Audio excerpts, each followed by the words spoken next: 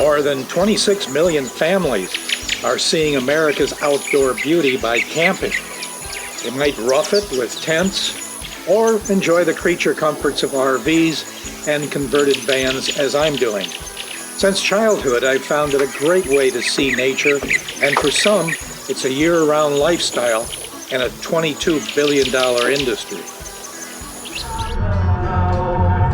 Hey, friends and relatives, we're rocking it on the way up to the St. Croix State Park as a redo from last year when we tried the same thing, but had a problem with my spine, so we ditched the whole concept, and I'm back to it after a good workout and days of medical care throughout the winter. So it's going well right now, and I wanted to share a little bit about my conversion of my van, my minivan, to a camper.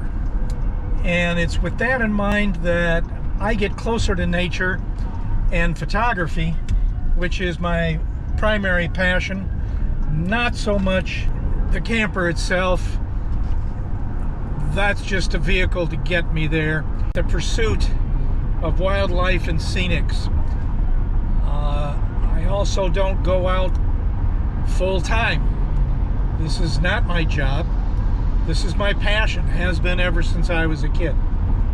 And I take it when I can, weekends, weekdays, now that I'm retired, just about any time I want. I keep it simple. The whole concept here is minimalism and simplicity. So let's get to the next chapter of this when we get up to the campground. We'll give you a quick tour of what's in here. My key criteria would include safety, no tamper original structure, comfort, convenience, and hygiene, and low cost at about $600. It all started with a basic sketch that went through several iterations. The front passenger seat is dedicated to my photo gear, so it's easy to access. The two middle seats both came out easily, leaving the floor hardware to firmly secure the bed.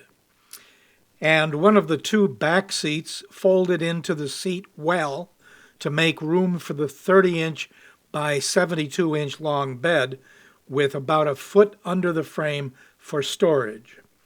It's a collapsible metal frame with slats, and I added a plywood surface with an extension night table. On top of the plywood is a 4-inch memory foam mattress, sheets, and a sleeping bag. I also used bungee cords to hold the bed frame tight to the floor. As for the privacy windows, I used silver and white-sided Reflectix, cut to size and easy to install or remove for privacy. Van campers also learn that an overnight can produce windows fogged with condensation. For that, we crack a window or the sunroof, but cover the open space with door screen held onto the body with magnet discs. Mosquitoes are just awful in Minnesota, but rain can be an issue with open windows, so I applied low-cost plastic window awnings, but which can loosen from tape in a wind on the highway. One of the most useful devices is a rechargeable fan to circulate the warmer air inside from an open or closed window. A charge lasts all day within 4 speeds, and it has an LED light for reading. So now on to electrical, water, and cooking.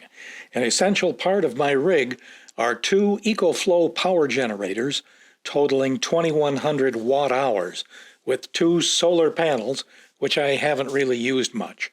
Normally, I just recharge them every other day in a campground men's room with AC power. They power my night lights, mobile devices, a motorized medical device, and a freezer fridge. The fridge is compact, chilling enough food for 4 to 5 days, plus the packaged goods. I bring along 5 gallons of water for washing dishes, drinking, and I have a rechargeable motorized shower head and a bucket if the campground doesn't offer showers. Then there's the essential matter of toilet. Since I stay in state parks, that's usually no problem, except about 3 a.m. or on a rainy night.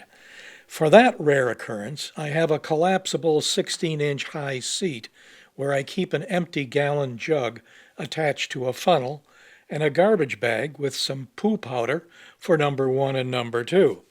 It's seldom used, but it's tidy, portable, and hygienic.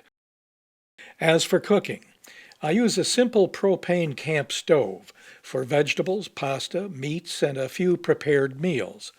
The stove will bring a pan of water to boil in about 90 seconds. So, that's it.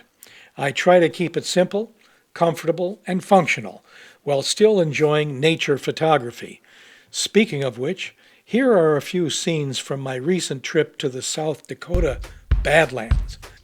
Well, thanks for listening, and happy camping.